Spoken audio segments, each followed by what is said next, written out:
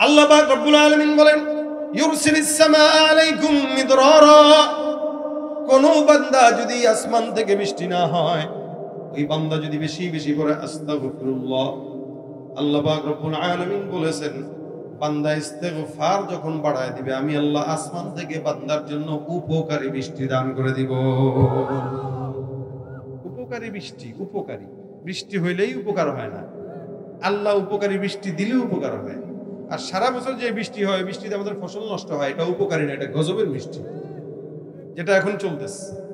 দরকার যখন নাই তখন তা দেওয়া, আর যখন দরকার তখন দেয় না। এটা মুসা পয়গম্বর একবার আল্লাহর কাছে জিজ্ঞাসা করছিল। এক লোক মুসা নবীকে জিজ্ঞাসা করছে, আল্লাহ রাগ যখন হয় আলামত কি? তো মুসা নবী বললেছেন, শোনো, আল্লাহ রাগ হইলে আলামত হইলে এটা বুঝবা, যখন যেটা দেওয়া দরকার তখন সেটা আল্লাহ দিবে না, আর যখন দরকার নাই তখন সেটা দিবে। তার মানে আমাদের জন্য যখন যেটা দেওয়া দরকার, বৃষ্টি নাই ওই সময় বৃষ্টি দেওয়া, আর বৃষ্টির দরকার ওই সময় না দেওয়া। এখন বর্তমান সময় এটাই হইতেছে। তো বুঝতে হবে, যখন যেটা দরকার ওটা যদি না পাই, আর যেটা দরকার না এটা যদি পাই, তার মানে আল্লাহ খুব খুশি। কি আল্লাহ? চাকরি হওয়া দরকার হইতেছে না, বেতন বাড়া দরকার বাড়তেছে না, কিন্তু সবকিছুর দাম বাড়তেছে। দেশের শান্তি আসা দরকার আসতেছে না, খুন গুম হত্যা বিচার বাড়তেছে। এগুলো দরকার ছিল না কিন্তু বাড়তেছে, তার মানে আল্লাহ বেজা। সব কিছু থামানোর জন্য একমাত্র আমল হইল ইস্তেগফার। কি? এই জন্য হাসান মুসি বলেন, যে লোকটা আমার কাছে আসছে বৃষ্টি নাই এই কারণে, তাকে আমি আল্লাহর এই আয়াত থেকে আমলটা দিলাম যে সে যদি ইস্তেগফার করে আল্লাহ পাক তাকে বৃষ্টির জন্য ফয়সালা করে দিবেন। 3 নাম্বার শুনেন, ওয়ায়ুমদিদুকুম বিআমওয়াল, সম্পদ আল্লাহ পাক রব্বুল আলামিন দান করে দিবেন। যদি কেউ গরিব থাকে, দোকান আছে, ব্যবসা আছে, বরকত নাই, দোকানের ভিতরে বসে বসে, আমাদের দেশের চায়ের দোকানগুলো দেখবেন মোটামুটি চায়ের দোকানগুলো ছোটখাটো একটা সংসদ। এই সংসদের ভিতরে এমপি মন্ত্রী সব আছে, মাননীয় স্পিকারও আছে, আর প্রধানমন্ত্রী স্বয়ং হলো চায়ের দোকানদার। মোটামুটি আলু কি বলে কলা রুটি, পাউরুটি, চাপাতি কেনার টাকা না থাকলেও 32 ইঞ্চি টিভি লাগানোর ঠিকই টাকা দিয়েছে শয়তান। এখানে বসে কে কি করলো, কোন বক্তা কি বললো, কোন হুজুর কি করলো, কোন নেতা কি করলো, অথবা এলাকার ইমাম কি করলো, মাদ্রাসার মুদাররিস কি করলো, যত মানুষের গীবত সব চায়ের দোকানে বসে বসে। তো বরকত হবে কোথায়? বরকত হওয়ার তো রাস্তা খোলা রাখবে। দোকানে বসে বসে গীবত না করে, শিকায়েত না করে, মুভি নাটক না দেখে, উলঙ্গ নাচানাচি না দেখে আস্তাগফিরুল্লাহ আস্তাগফিরুল্লাহ আস্তাগফিরুল্লাহ তেলাওয়াত করা শুরু করেন, বরকত বাড়ায় দিবেন কে? আলহামদুলিল্লাহি নাহমাদুহু ওয়া নাস্তাঈনুহু ওয়া নাস্তাগফিরুহু ওয়া নু'মিনু বিহি ওয়া নাতাওয়াক্কালু আলাইহি ওয়া নাউযু বিল্লাহি মিন শুরুরি আনফুসিনা ওয়া মিন সাইয়্যাতি আ'মালিনা। من يهده الله فلا مضل له ومن يضلله فلا هادي له ونشهد أن لا إله إلا الله وحده لا شريك له ونشهد أن سيدنا وسندنا وحبيب ربنا وطبيبنا وطبيب قلوبنا ومولانا محمد صلى الله عليه وعلى آله وأصحابه وبارك وسلم تسليما كثيرا كثيرا. الذي أرسله الله تعالى بالحق بشيرا ونذيرا وداعيا إلى الله بإذنه وسراجا منيرا. أما بعد فأعوذ بالله من الشيطان الرجيم. বিসমিল্লাহির রহমানির রহিম। فقلت استغفروا ربكم إنه كان غفارا صدق الله مولانا العظيم صدق رسوله النبي الكريم وقال النبي صلى الله عليه وسلم من لزم الاستغفار جعل الله له من كل هم فرجا ومن كل ضيق مخرجا ورزقه من حيث لا يحتسب أو كما قال عليه الصلاة والسلام. وقال تعالى إن الله وملائكته يصلون على النبي يا أيها الذين آمنوا صلوا عليه وسلموا تسليما. সকল জবানগুলো দুরূদ শরীফ পড়ি। আল্লাহুম্মা সাল্লি আলা মুহাম্মাদিন ওয়া আলা আলি মুহাম্মাদ কামা সাল্লাইতা আলা ইব্রাহিম ওয়া আলা আলি ইব্রাহিম ইন্নাকা হামিদুম মাজিদ।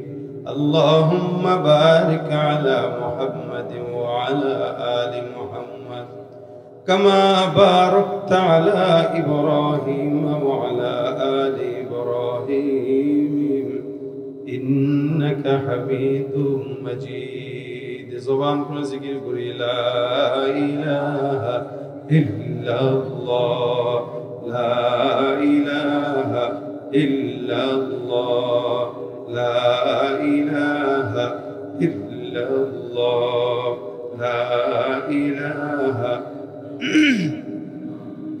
لا إله إلا الله لا إله إلا الله لا إله إلا الله لا إله إلا الله لا إله إلا الله لا إله إلا الله محمد رسول الله صلى الله عليه وسلم. الحمد لله. আল্লাহ পাক রব্বুল আলামিনের দরবারে অসংখ্য শুকরিয়া। রিয়াজুল কোরআন মাদ্রাসা কোট চাঁদপুরের উদ্যোগে আজকের বার্ষিক ইসলামী জলসার শেষ অধিবেশনে আল্লাহ পাক আমাদের সকলকে আসার বসার তৌফিক দিয়েছেন। কালিমাতুশ শুকর আদায় করি আলহামদুলিল্লাহ। আরো একটু জোরে বলেন আলহামদুলিল্লাহ। আরো জোরে বলা উচিত এই কারণে এই কমিটি আজকে বিকেল দুপুর পর্যন্ত ভাবে নাই যে প্রোগ্রামটি হবে। আপনারা ভেবেছেন কিনা আমি জানি না, হওয়ার অবস্থা ছিল না। বৃষ্টি প্রতিনিয়ত হচ্ছে, প্রতিদিন চলছে। এর ভিতরে যে আল্লাহ পাক রব্বুল আলামিন আবহাওয়াটাকে এই প্রতিকূলতার ভিতর দিয়েও আমাদের কন্ট্রোলে দিয়ে দিয়েছেন, আল্লাহ করার তৌফিক দিয়েছেন। এত চমৎকার আয়োজন, এই কারণে আরো একবার আলহামদুলিল্লাহ। আপনাদের আওয়াজ যদি স্বতঃস্ফূর্ত থাকে, আমি মুখতাসার সময় কথা বলবো, একদমই অল্প সময়, আবার নির্দিষ্ট সময়ের ভিতরে কথা বলে আবার যেহেতু বহু দূরে যেতে হবে, এই জন্য এই অল্প সময়টাকে আল্লাহ যেন বরকতময় করেন। এবং আমি যতক্ষণ আছি আপনাদের আওয়াজ আমি স্বতঃস্ফূর্ত চাই। যদি আপনাদের আওয়াজ স্বতঃস্ফূর্ত হয় তাহলে আলোচনা হবে, ফাঁকে আপনাদের আওয়াজ পছন্দ হলে দুই একটা গজল শোনানোর চেষ্টা করব। কিন্তু যে আওয়াজ দিচ্ছেন এই আওয়াজে আমি এটা পারবো না, অন্তত ওয়াজটা করতে পারবো, বাস এতটুকুই। জাস্ট শুধু ওয়াজ করতে আসছি, যেহেতু ওয়াজ শুনেন, আর অন্য কিছু দরকার নেই, এটা শুনলেই হবে। আল্লাহ পাক আমাদের সকলকে ইনসান হিসেবে সৃষ্টি করেছেন। আমরা মানুষ, গরু ছাগল না। আল্লাহ পাক জানোয়ারও বানান নাই, হায়াওয়ান বানান নাই, ইনসান বানিয়েছেন। ইনসান আল্লাহ পাকের সবচাইতে মাখলুকাতের ভিতরে শ্রেষ্ঠ, সবচেয়ে শ্রেষ্ঠ। এই শ্রেষ্ঠ মাখলুকাত শুধুমাত্র তার দোষের কারণে, তার কপাল দোষে, অর্থাৎ নিজের কামাইয়ের দোষে সে হায়াওয়ানের চেয়েও খারাপ হয়ে যায়। নিজের কামাইয়ের দোষে, নিজের কামাই। মা আসাবাকুম মিন মুসিবাতিন ফাবিমা কাসাবাত আইদিকুম, আল্লাহ বলেন যত মুসিবত আসে, বিপদ আসে, এগুলো তোমাদের হাতের কামাই। কেউ যদি জাহান্নামে যায়, এটা তার হাতের কামাই, আল্লাহর দোষ না। আল্লাহ তো বলেছেন এটা তোদের জন্য বানাইছি জান্নাত, আর জাহান্নাম বানাইছি জাহান্নামীদের জন্য। জান্নাতি ব্যক্তি যখন জাহান্নামে যাবে বুঝতে হবে তার কপাল দোষে না, তার কর্ম দোষে গেছে।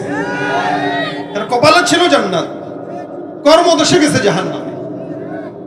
মাখলুকাতের ভিতরে শ্রেষ্ঠ বানিয়েছেন আমাদেরকে, কিন্তু চারিদিকে যদি আপনি দেখেন হাল, অধিকাংশ মানুষের চলাফেরা, কর্মকাণ্ড, কথাবার্তা, আদত আখলাক সব হায়াওয়ান, জানোয়ার কেউ হার মানায়।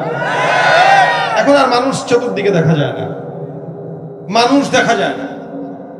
মানুষ 100-র ভিতরে দেখবেন হাতে গোনা 2-1 আছে, বাকি সব দেখতে মানুষ, কাজে সব জানোয়ারের চেয়েও খারাপ।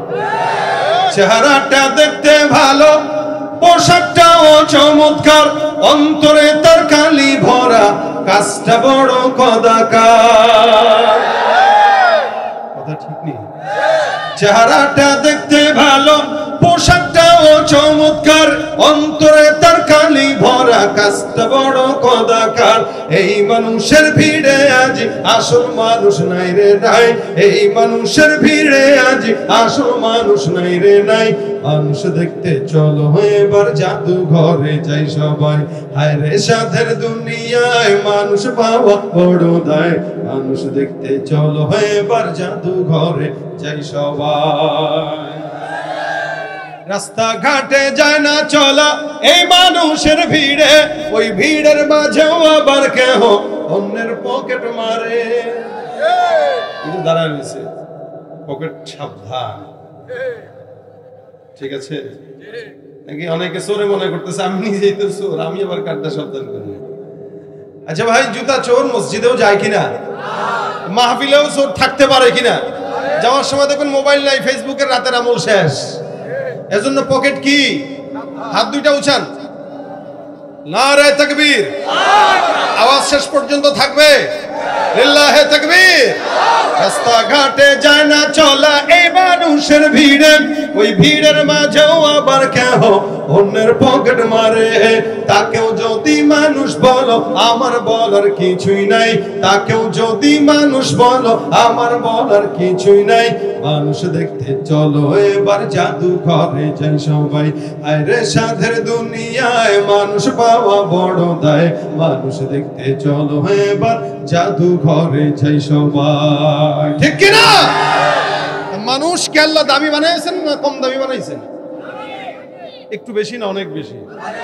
গোটা দুনিয়ার ভিতরে সবার চেয়ে কম না বেশি? আশরাফুল মাখলুকাত, সৌন্দর্যের দিক থেকেও সুন্দর, দামের দিক থেকেও সম্মানিত।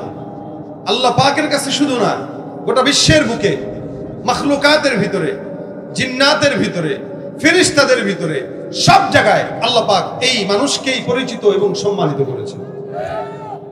এটা আল্লাহ পাক আমাদের উপরে ফজল ও করম করছে। এর ভিতরে মুসলমানদের দাম আরো বেশি।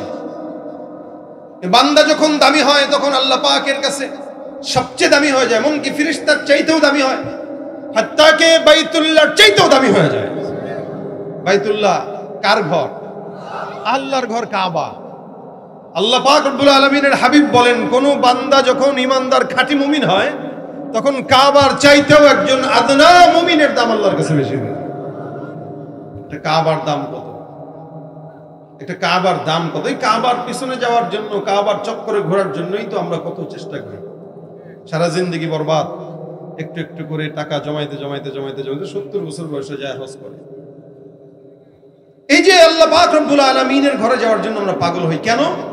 নবী করিম সাল্লাল্লাহু আলাইহি সাল্লাম বলেছেন, কেউ যদি আল্লাহর ঘর একবার তাওয়াফ করে তো আল্লাহ পাক তাকে এমন নিষ্পাপ বানায় যে তার কোনো গুনাহই নেই। আস্তে বলেন সুবহানাল্লাহ। মায়ের সন্তান যেভাবে নিষ্পাপ বের হয়, আল্লাহ পাক রব্বুল আলামিন ওই বান্দাকে এমন নিষ্পাপ বানায় দেয়, খালি বাইতুল্লাহ তওয়াফ করে চক্কর দেয়। মানে এটা পাগলামি, এটা আল্লাহর সাথে। আল্লাহ খালি বলছেন তুই একটা সাদা কাপড় পরবি আর এসে ঘুরবি, এটাই পাগলামি। না কোনো ঘ্রাণ দিতে পারবি, না কোনো সাবান মাখতে পারবি, বাস গন্ধ হইলেও হোক, তুই তোর পাগলের মতো ঘুরবি, পাগলের মতো ঘুরবি। লালন শাহর মাজারে যায় পাগলের মতো ঘোরার নাম পাগলামি না। আল্লাহর ঘরে যে সাদা কাপড় পরে ঘোরার নাম হচ্ছে আল্লাহর সঙ্গে পাগলামি করা। আর এই পাগলামিতে যদি কেউ মজে যায় তা আল্লাহ পাক তাকে নিষ্পাপ বানায় দেয়। সুবহানাল্লাহ। এই বাইতুল্লাহ অনেক দামি। আল্লাহ পাক রব্বুল আলামিন বলেন এটা প্রথম ঘর। ইন্না আউওয়ালা বাইতি উদিআ লিন-নাস লাল্লাযী বিবাক্কাতা মুবারাকান ওয়া হুদাল লিল আলামিন। সারা জমিনের ভিতরে সবচেয়ে প্রথম ঘর বাইতুল্লাহ। এই বাইতুল্লাহকে আল্লাহ পাক এত সম্মানিত করেছেন, পয়গম্বর একবার বাইতুল্লাহ তাওয়াফ করে, বাইতুল্লাহ চক্কর দেয় আর কাবার দিকে তাকায়, ডাক দেয়া বলে, কাবা তোমার সম্মান মালিকের দরবারে অনেক বেশি, তোমার মতো মর্যাদাবান ঘর জমিনের মধ্যে আর নাই, এমন মর্যাদাবান ঘর। তবে বাইতুল্লাহ তুমি জানো তোমার মতো মর্যাদাবান ঘরের চাইতেও তোমার পাশে যে সমস্ত মুমিনরা সাদা কাপড় পরে ঘুরে, আল্লাহর কাছে একজন মুমিনের দাম তুমি বাইতুল্লাহর চাইতেও কোটি গুণে বেশি। বাইতুল্লাহর চাইতেও একজন মুমিনের দাম আল্লাহর দরবারে বেশি। আল্লাহ পাক রব্বুল আলামিন এই বান্দাকে এত সম্মানিত করলেন, বান্দা তার হাতের দোষে কর্মদোষে বান্দা জাহান্নামী হয়ে যায়। এখানে যত মানুষ আছেন, আমি সহ আপনারা সহ প্রত্যেকটা মানুষ, যত বড় বুজুর্গ হোক, এই জমিনের ভিতরে প্রত্যেকটা মানুষ ইনসানি ফিতরাত যখন বান্দার ভিতরে আছে, ফিতরাত যখন বান্দার ভিতরে আছে, স্বভাব যখন বান্দার ভিতরে আছে, এই যে সৃষ্টিগত স্বভাব বান্দার ভিতরে গুনাহ করে, নেকের কাজ করে, আল্লাহ পাক রব্বুল আলামিন বান্দাকে গুনাহের মজা যেমন দিয়ে দিয়েছে, আবার গুনাহের সাজার ভয়ও দিয়ে দিয়েছে। গুনাহ যেমন করতে মন চায়, আবার জান্নাতেও যেতে মন চায়। আল্লাহ পাক রব্বুল আলামিন বান্দাকে গুনাহের মজাও দিয়েছে, যার কারণে বান্দা গুনাহ করে। এই জমিনের ভিতরে এই জায়গায় এমন একজন বান্দা নাই যে বান্দা এই কথা বলবেন আমার জিন্দেগিতে কোনো গুনাহ নাই। আছেন নাকি কেউ? যত বড় বুজুর্গ হোক, পীর হোক না কেন, যত বড় আল্লাহওয়ালা হোক না কেন, এই দুনিয়ার ভিতরে সবচেয়ে নিষ্পাপ হলো নবী রাসূলুল্লাহ। আদম থেকে মুহাম্মদুর রাসূলুল্লাহ পর্যন্ত সব নবীদেরকে আল্লাহ পাক নিষ্পাপ বানিয়েছেন। নবীদের পরে সাহাবা আজমাইনদেরকে আল্লাহ পাক maaf করে দিয়েছেন, তারাও নিষ্পাপ। যার কারণে আল্লাহ পাক রব্বুল আলামিন বলেন রাদিয়াল্লাহু আনহুম ওয়া রাদু আন, তারাও আমি আল্লাহর উপরে খুশি, আমি আল্লাহ তাদের উপরে খুশি। সাহাবা একরামদেরকে আল্লাহ পাক রব্বুল আলামিন মাফের ঘোষণা দিয়ে দিলেন, যার কারণে কিয়ামত পর্যন্ত সাহাবা আজমাইনদের ভুল ধরার মতো যোগ্যতা কারো হবে না, নাইও। কেন? আল্লাহ নবীদের পরে সাহাবা আজমাইনদেরকে maaf করে দিয়েছেন। সাহাবা আজমাইন আদনা থেকে আদনা সাহাবী, এরা দুনিয়ার জমিন থেকেই জান্নাত প্রাপ্ত হয়ে গেছে। সুবহানাল্লাহ। নবীদেরকে আল্লাহ পাক নিষ্পাপ বানাইছেন, সাহাবীদেরকেও maaf করে দিয়েছেন। এখন আসেন সাহাবীদের পরে কারা? বলে তাবেঈরা। তাবেঈদেরকেও আল্লাহর নবী সাল্লাল্লাহু আলাইহি ওয়াসাল্লাম বলেন আল্লাহ পাক তাদেরকেও maaf করে দিয়েছেন। বলে কারা? রাআনি আও মান রাআনি, যারা আমি নবীকে দেখেছে অথবা আমি নবীকে যারা দেখেছে তাদেরকে দেখেছে, আল্লাহ পাক এই দলদেরকেও maaf করে জান্নাতি বানায় দিয়েছে। এইজন্য আল্লাহ পাক রব্বুল আলামিনের হাবিব বলেন খায়রু উম্মতি করনি সুম্মাল্লাযীনা ইয়ালুনহুম সুম্মাল্লাযীনা ইয়ালুনহুম।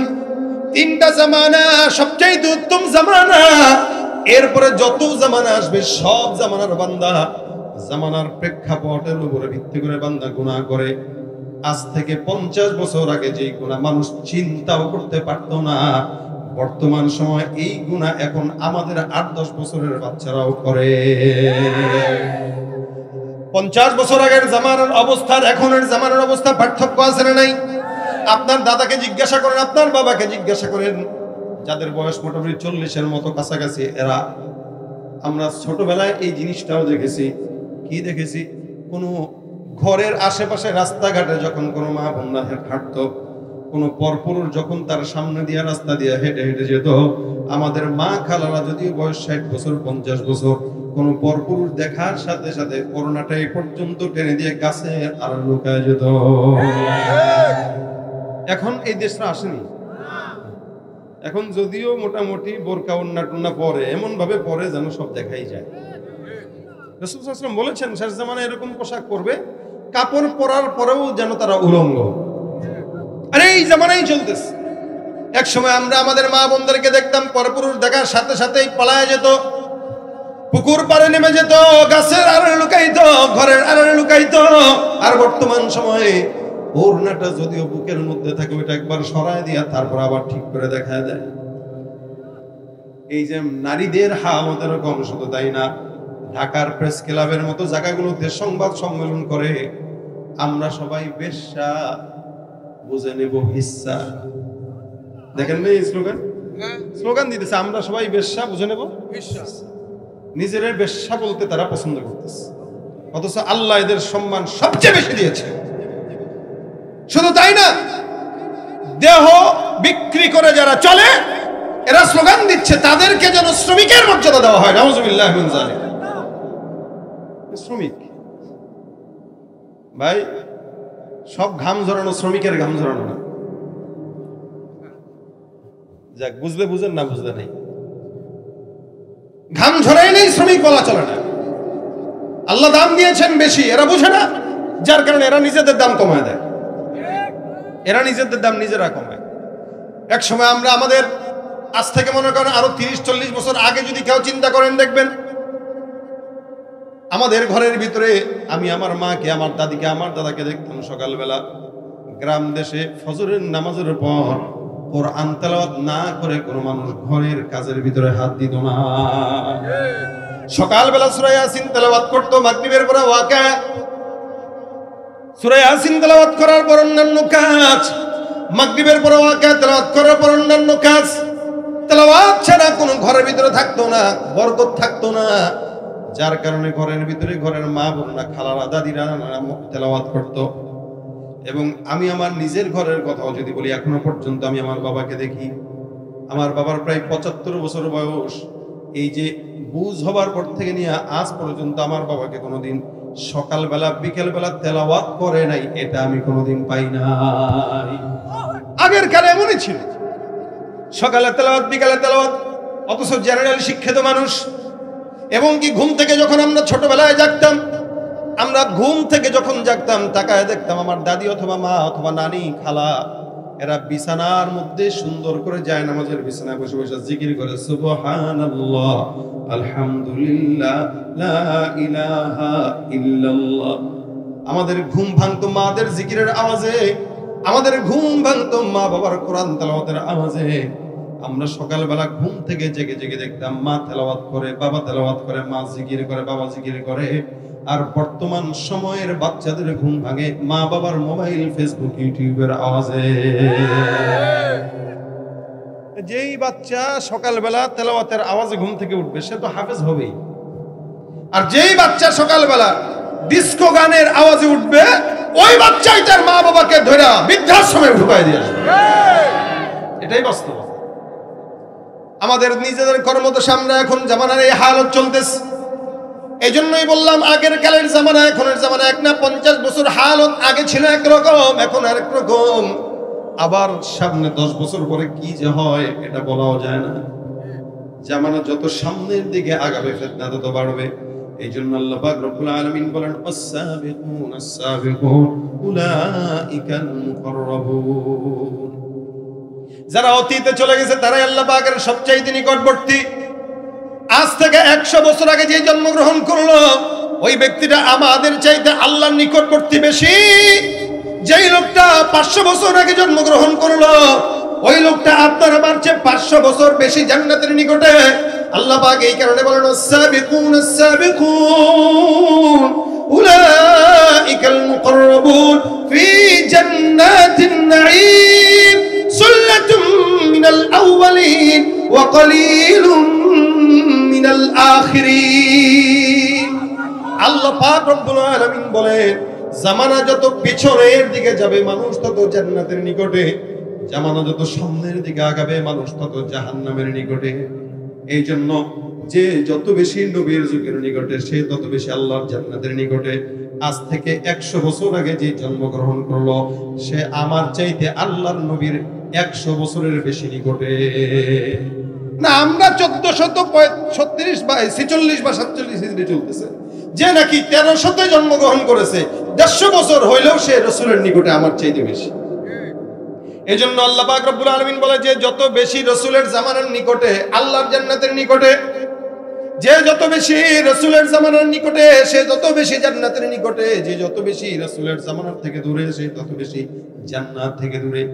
গতকালের জন্মগ্রহণ করা সন্তান আগামীকালের জন্মগ্রহণ করা সন্তানের চেয়ে একদিন হলেও নবীর নিকটে, কারণ সে একদিন আগে হইলেও জন্মগ্রহণ করছে, একদিন হইলেও ফিতনা কম পাইছে। এই জন্য আল্লাহ পাক রব্বুল আলামিন বলেন এই ফিতনার জামানায় গুনাহ তো বান্দার হবে, এমন এমন বান্দা থাকবে। এখানে অনেক মানুষ আছেন যারা 50-60 বছর ধরে ওয়াজ শুনেন, কিন্তু এখনো পর্যন্ত ফজরের নামাজ পড়েন না, দাড়িটাও পর্যন্ত রাখতে পারেন, আছে না? এখনো পর্যন্ত দাড়ি রাখে না, ওয়াজ শুনে 40 বছর ধরে 50 বছর ধরে এখনো পর্যন্ত সুন্দর নামাজ পড়তে পারে না। এই জন্য আল্লাহ পাক রব্বুল আলামিন বলেন ইন্নামাত তাওবাতু আলাল্লাহি লিল্লাযীনা ইয়া'মালুনাস সাইয়্যাত হাত্তা ইযা হাদারা আহাদাকুমুল মাউত ক্বালা ইন্নী তুবতুল আন।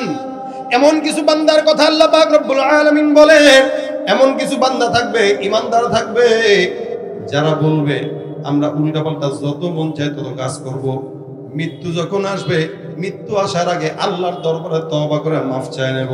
আল্লাহ পাক বলেন তওবা মাফ হবে তো দূরের কথা, তাদের জন্য রয়েছে জাহান্নামের ভিতরে আযাব।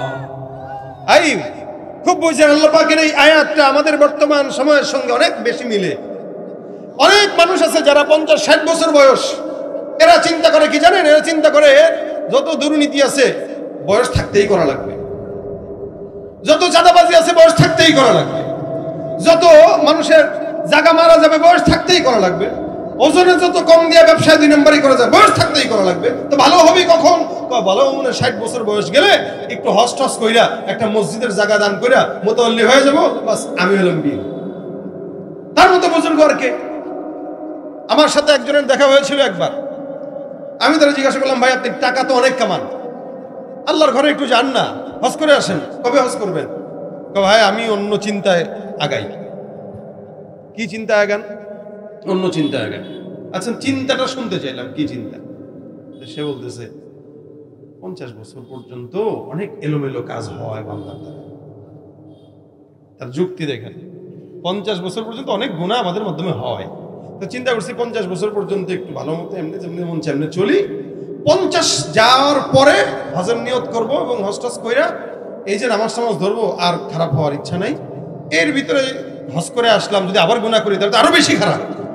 এই কারণে 50 বছরের পরে হজ করার ইচ্ছা, এরপরে আর কোনোদিন উল্টাপাল্টা কাজ করবো না। আমি তারা বললাম যদি কালকে মরেন, ভাই কালকে মরবো এটা তো বলা যায় না, মরতেই পারি, কিন্তু আমার বাপ দাদাদের থেকে একটা বয়সের ব্যাপার চলে আসছে। আমার দাদা 80 বছর বাঁচছিল, আমার বাবাও মোটামুটি 85 বছর হয়ে গেছে, আমি 80-র নিচে বাঁচবো এরকম মনে হয় না, 80-র উপরেই বাঁচবো। ভাই বাস্তব কথা। কি বলতেছেন ভাই আপনি? আপনি কি বলতেছেন এগুলো? টাকা থাকলেই কি মানুষ আল্লাহর ঘরে যেতে পারে? আজীব হাল। সে চিন্তা করছে কি 50 বছরের পরে তাওবা করবে। এই বান্দার কথাই আল্লাহ পাক কোরআনে বলেছে, ইন্নামাত তাওবাতু আলাল্লাহিল্লাযীনা ইয়া'মালুনা সাইয়্যাত। এরা মনে করবে যত মন চায় খাও দাও ফুর্তি করো। এই ফুর্তি করা যখন শেষ হয়ে যাবে তখন আল্লাহর দরবারে 60 বছর বয়সে মাফ চাবে। ওয়ালা ইন্নী তুবতুল আনা ওয়ালাল্লাযীনা ইয়ামুতুনা ওয়া হুম কুফার। আমার আল্লাহ ডাক দিয়া কয় এরা মনে করে তওবা করে ফেলবো, কিন্তু তওবা করে ফেলবো চিন্তা করতে করতে মওত চলে আসে, তওবার নসিব হয় না। মওত যে চলে আসে কিভাবে মরে? আল্লাহ বলেন ওয়ালাল্লাযীনা ইয়ামুতুনা ওয়া হুম কুফার। কুফার মানে কি বলেন? এত বুঝতেছেন? কুফার মানে কাফের। আল্লাহ বলতেছেন এমন ভাবে তারা মওত বরণ করবে যে তারা কাফের হয়ে গেছে, গুনাহ করতে করতে করতে করতে কলব এমন পচা পড়ছে যে কাফের হয়ে মারা গেছে, তার হুঁশ নাই।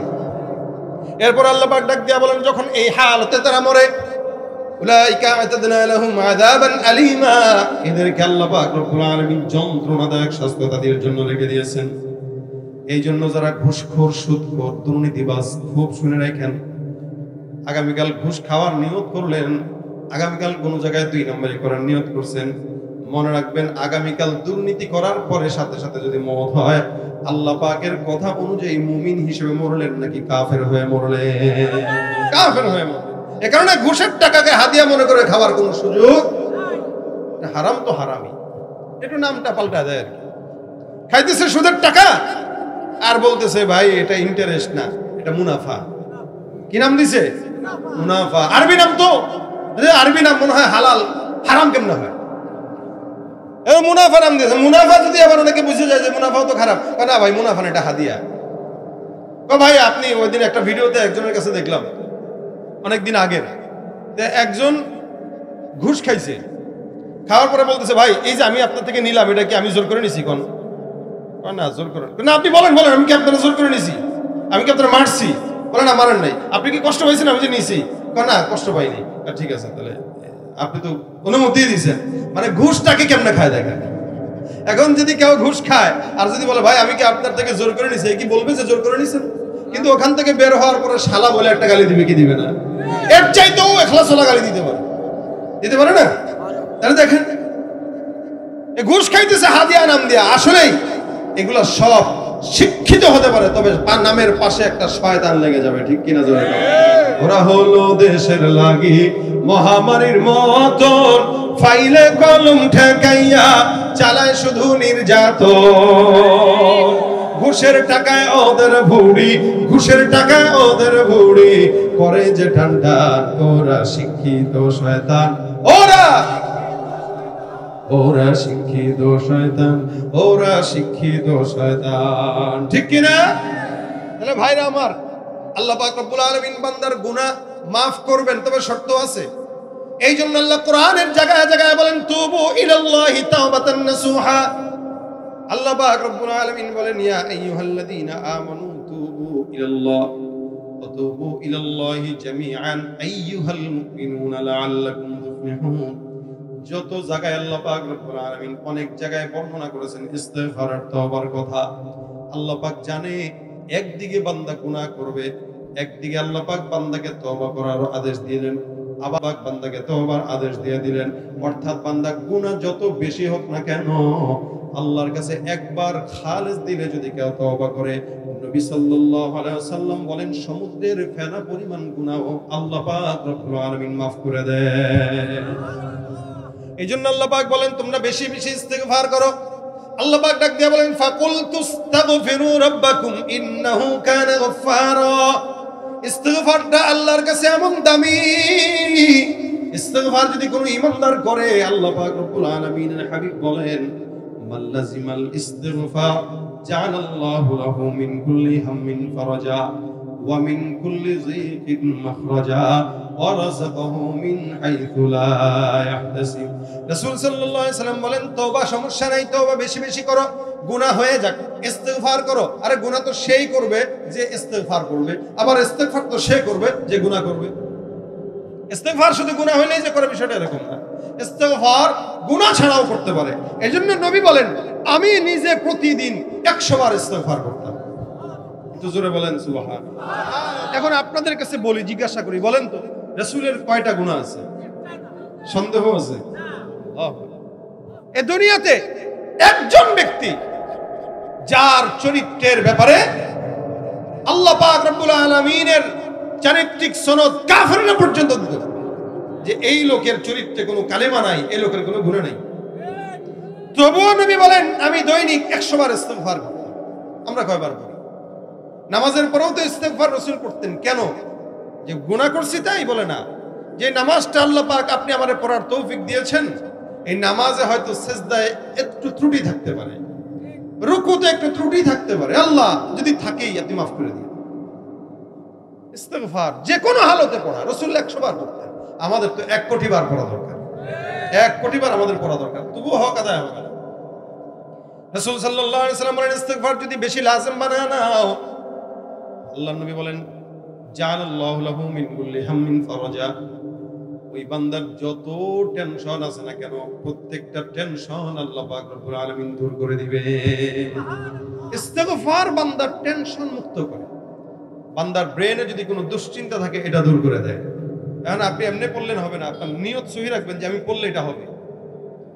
2 নাম্বার, আল্লাহ নবী সাল্লাল্লাহু আলাইহি ওয়াসাল্লাম বলেন মিন কুল্লি যিকিন মাখরাজা, যদি কোনো বন্ধ দুয়ার থাকে, চাকরি হয় না, বিয়ে হয় না, ব্যবসায় বরকত নাই, নবী ডাক দিয়া কয় বেশি বেশি ইস্তেগফার করো, তোমার সমস্ত বন্ধ দুয়ার আল্লাহ পাক রব্বুল আলামিন খুলে দিবেন। 3 নাম্বার, রিজিকের যদি অভাব হয়, এমন জায়গা থেকে রিজিকের ফয়সালা করবে বান্দা কল্পনাও করতে পারবে না। ইস্তেগফার বান্দার সকল বন্ধ দরজার খোলার চাবি।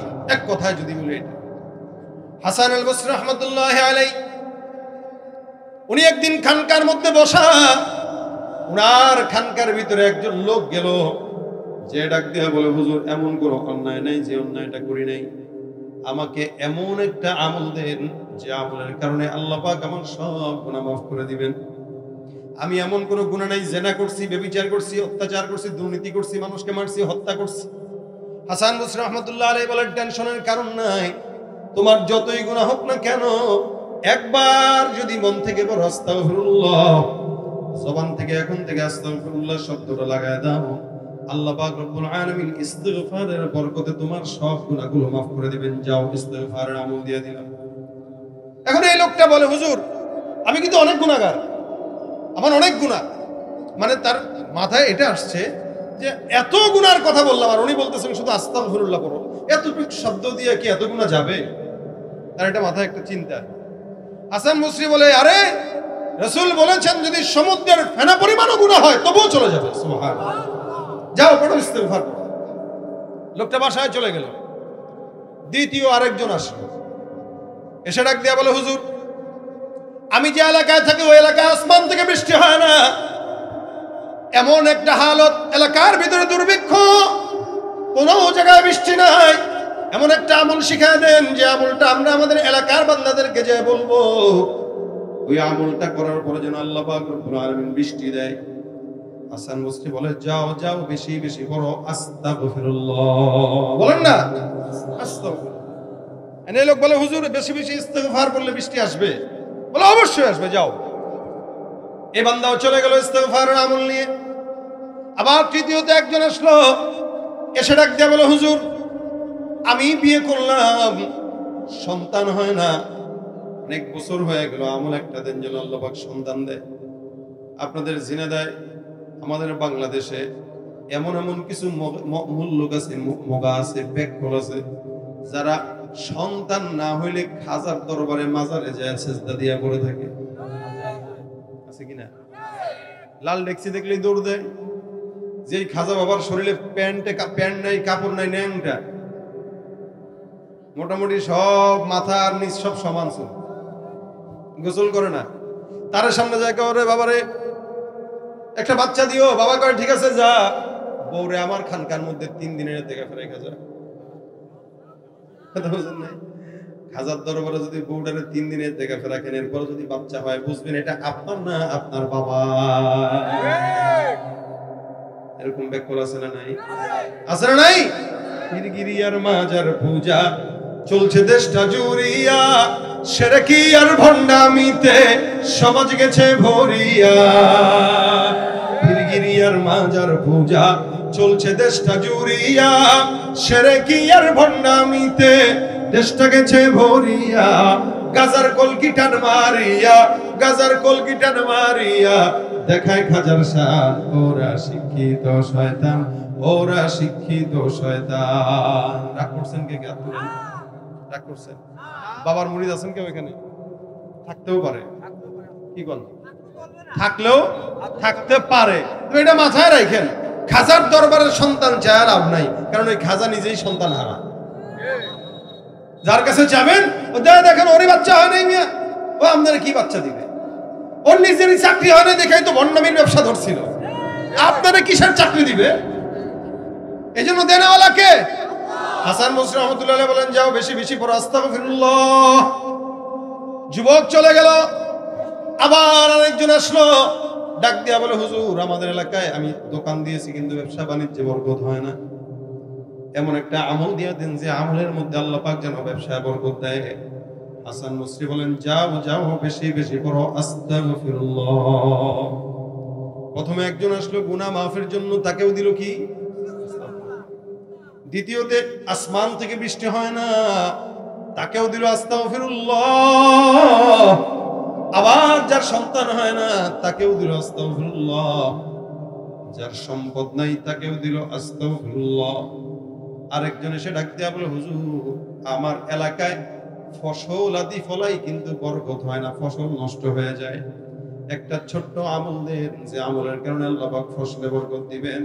হাসান বসরি রাহমাতুল্লাহ আলাইহি বলেন, যাও বেশি বেশি ইস্তিগফার করো, আল্লাহ ফসলে বরকত দিয়ে দিবেন। সুবহানাল্লাহ।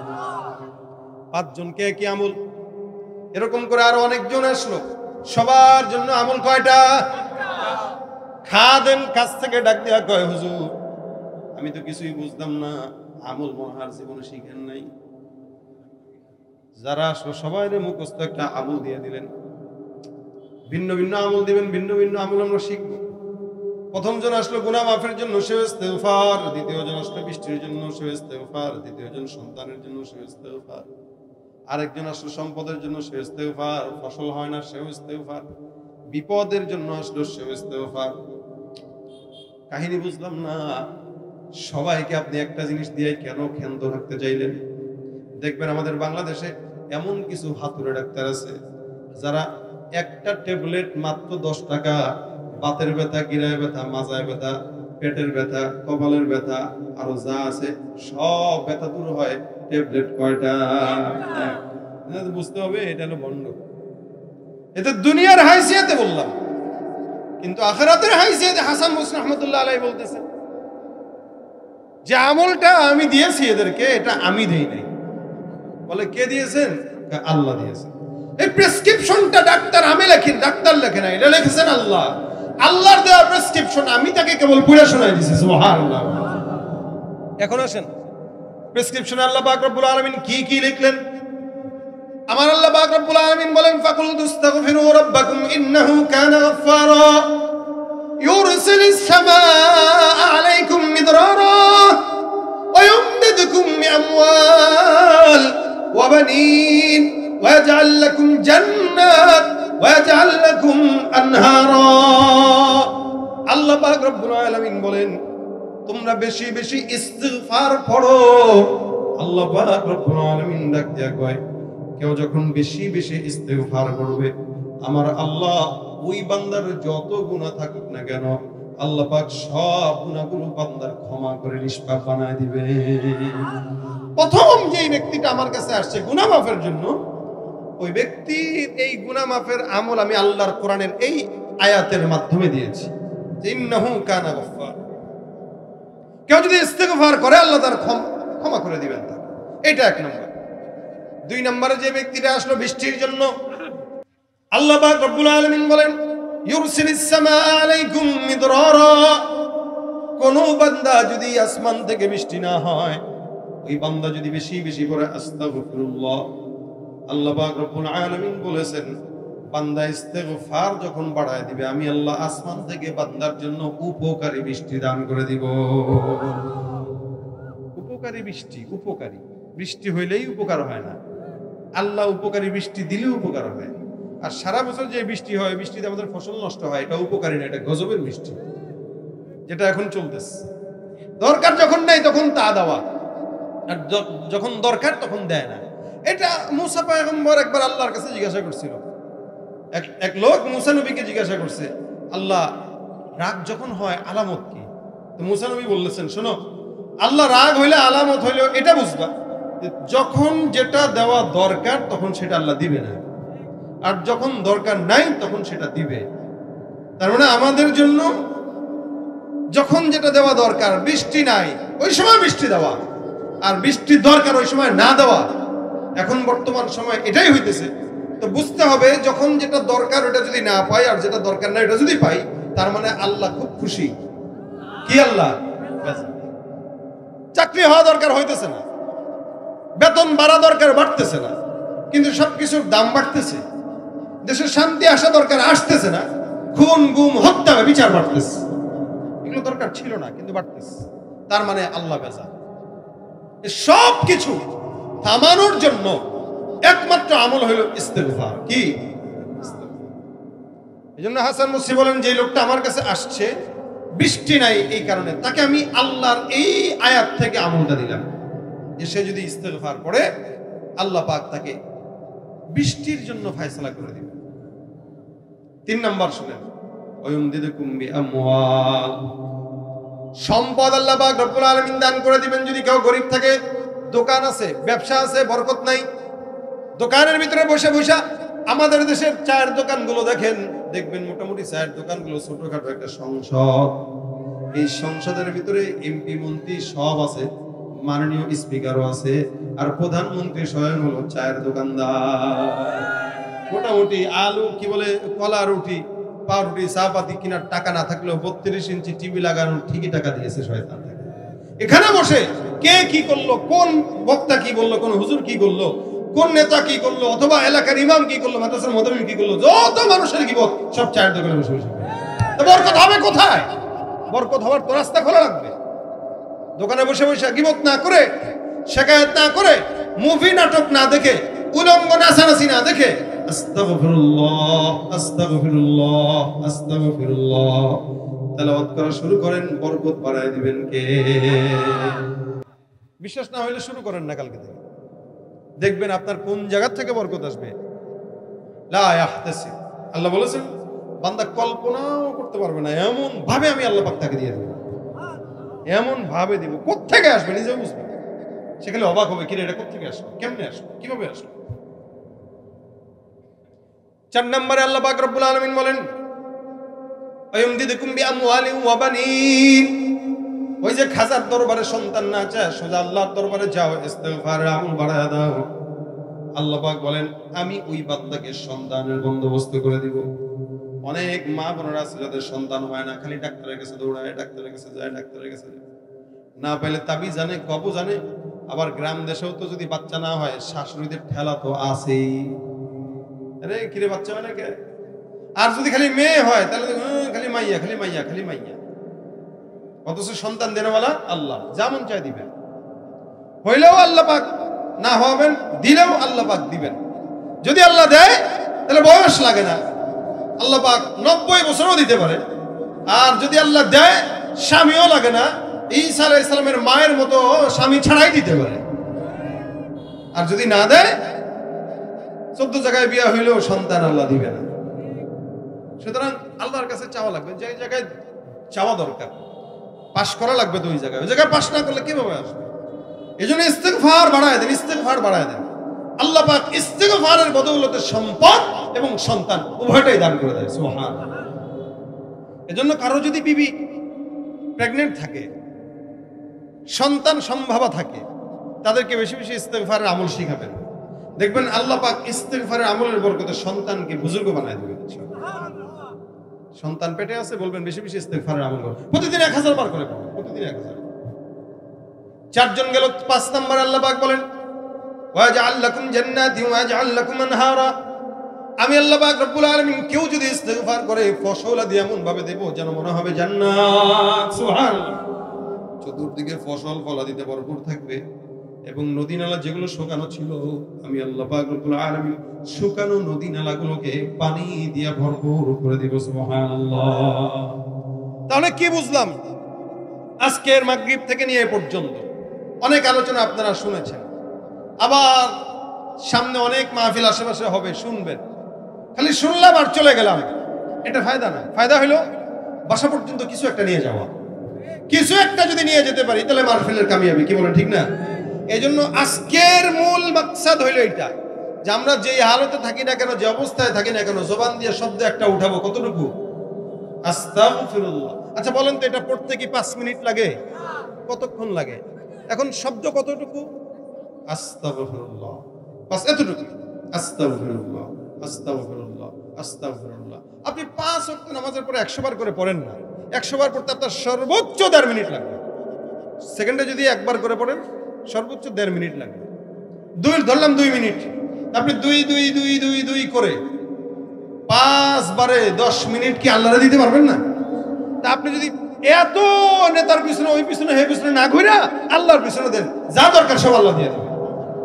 নেতার পিছনে ঘুরবেন, অমুকের পিছনে ঘুরবেন, পীরের পিছনে ঘুরবেন, কিচ্ছু দিবে না। যতক্ষণ আপনি আছেন টিস্যু পেপারের মতো ব্যবহার করবে, স্বার্থ নাই টিস্যুর মতো ফেলে দিবে। এটা হলো আমাদের দেশের হাল। কিন্তু আল্লাহ কোনো বান্দাকে স্বার্থের জন্য ভালোবাসে না। এজন্য 10টা মিনিট প্রতিদিন আল্লাহর জন্য দিয়া আস্তাগফিরুল্লাহ আস্তাগফিরুল্লাহ পড়বেন। রাজি আছেন ইনশাআল্লাহ? আজকের এই প্রোগ্রাম থেকে যদি এতটুকুন কথা আমরা নিয়ে যাই, এতটুকুন কথার বেশি দরকার নেই, এই কথাটাই যদি বাসা পর্যন্ত যায়, বিবির সাথে আপনারা মুজাকারা করবেন যে বিবি তুমিও প্রতিদিন ইস্তেগফার পড়বা, আমিও প্রতিদিন ইস্তেগফার পড়ব, আসো আমরা পাল্লা দেই, তুমি 1000 বার পড়বা, আমি 1000 বার পড়ব। এরকম করে যদি কেউ একটু নিয়ত করে প্রতিযোগিতা করে বিবির সাথে, ওই ঘরের বিবি স্বামীর উপরে কোনোদিন কথা বলতে পারবে না, ওই ঘরের বিবি স্বামীর অবাধ্যতা হবে না। ঠিক কিনা বলেন? আল্লাহ পাক রব্বুল আলামিন যেন আমাদেরকে এই আমলটা করার তৌফিক দান করেন। কথা কয় না? জোরে বলেন আমিন। এই আমলটা করবেন, নিজে শিখবেন, বাচ্চাকে করাবেন, সন্তানকে করাবেন, বিবিকে করাবেন, মা বাবাকে করাবেন, প্রতিযোগিতার সাথে করবেন। দেখবেন আপনার জিন্দেগির এমন কোনো জায়গা নাই যেই জায়গায় আল্লাহ আপনাকে বারাকা দান করবেন না। তো কারা কারা রাজি আছে একটু হাতটা তুলে দেখায়, আল্লাহ কবুল করো আমাকে সহ, আল্লাহ সকলকে কবুল করো বলেন আমিন। আল্লাহ পাক আগে আমাকে তৌফিক দেখ, তারপর আপনাদেরকে দান করুন। এই যে আজকের এই মাদ্রাসার মাহফিলে আপনারা আসছেন, এই মাহফিলে আসা বসা, আসতে পেরে যে কিছু জিনিস শিখতে পারলেন, ফায়দা হয়েছে না? একটা জিনিস শিখলেন, যদিও জানেন যে ইস্তেগফার পড়লে এই হয়, কিন্তু কি হয় এটা আপনাদেরকে হয়তো অনেকে জানা ছিল না, আজকের মুজাকারা জানা হইল। তো জানার পরেই তো মানুষ মানে, আগার মানোগি তো বানোগি, কেউ যদি মেনে নেয় তো আল্লাহ তাকে বানায় দেয়, আল্লাহ তাকে বানায় দেয়। এই জন্য আমরা মানার নিয়ত করবো ইনশাআল্লাহ। পাশাপাশি এই মাদ্রাসার প্রোগ্রাম, মাদ্রাসার 2 জন ছেলে হাফেজ হয়েছে, এরকম 2 জন কেন, সামনের বছর যেন 10 জন হইতে পারে সেই ফিকির করতে হবে। আপনাদের প্রত্যেকের উচিত এই মাদ্রাসাগুলোর সাথে সম্পর্ক রাখা, কারণ দিন ততদিন টিকবে যতদিন মাদ্রাসাগুলো থাকবে, যতদিন দিন থাকবে ততদিন দুনিয়া থাকবে, যতদিন দুনিয়া টিকবে মানে দিন যতদিন না থাকবে তখন আর দুনিয়া টিকবে না। এরা বুঝে না যে দিনের কারণে মাদ্রাসা এই দুনিয়া টিকে আছে, অথচ এরপরেও এরা দিনের বিরোধিতা করে। আজকে গত কয়েকদিন আগে আপনারা দেখেছেন এই শিক্ষাঙ্গন যেগুলো স্কুলগুলো আছে, স্কুলগুলোতে গানের শিক্ষক প্রজ্ঞাপন জারি করেছে, গানের শিক্ষক দেওয়ার জন্য, অথচ স্কুলগুলোতে কিন্তু ধর্মীয় কোনো শিক্ষকের প্রজ্ঞাপন তারা জারি করে নাই। আসলে কি বলবো, দেশ স্বাধীন হয়েছে যদিও আমরা বলি 24-এ, কিন্তু এরপরেও আমরা স্বাধীন হই নাই, মনে হয় না কোনোদিন হব, কারণ এখনো পর্যন্ত ওপারের প্রেসক্রিপশনে আমার দেশ চলতেছে। এজন্যই যেই পূজার ভিতরে মুসলমানের সন্তানেরা পূজা মণ্ডপে যে পাহারা দিয়েছে, সেই মুসলমানদের পবিত্র কোরআনকে অবমাননা করতে দেখেছি হিন্দু সম্প্রদায়ের লোকদেরকে। কিন্তু আমরা সরকার তরফ থেকে এখনো কোনো প্রকার আওয়াজও পাইনি, পাবো না, কারণ রাষ্ট্রের সরকার প্রধান এরা তো আল্লাহওয়ালা হওয়া লাগবে, তাহলেই না কোরআনের পক্ষে কথা বলবে। ঘুষখোর, সুদখোর, দুর্নীতিবাজ অথবা চোর, ডাকাত, বাটপার এরা যদি ক্ষমতায় থাকে, কশ্চিন কালেও কোরআনের পক্ষে এদের জন্য একটা জবান দিয়ে কথাও বের হবে না, হওয়ার কথাও না। এজন্য আগামীর বাংলাদেশকে এখনো পর্যন্ত সময় আছে ইসলামের দেশ হিসেবে গড়ে তোলার জন্য। আপনাদের কাছে আমাদের আবেদন, ইসলামের দেশ গড়ার জন্য যা করা লাগে আমরা তাই করতে রাজি হবো ইনশাআল্লাহ। তবু আমরা আগামীর বাংলাদেশকে কোরআনের বাংলাদেশ দেখতে চাই, আগামীর বাংলাদেশকে ইসলামের বাংলাদেশ দেখতে চাই, আগামীর বাংলাদেশকে আল্লাহ রাসূলের অনুসারীদের বাংলাদেশ দেখতে চাই। কারা কারা দেখতে চান? নারায়ে তাকবীর।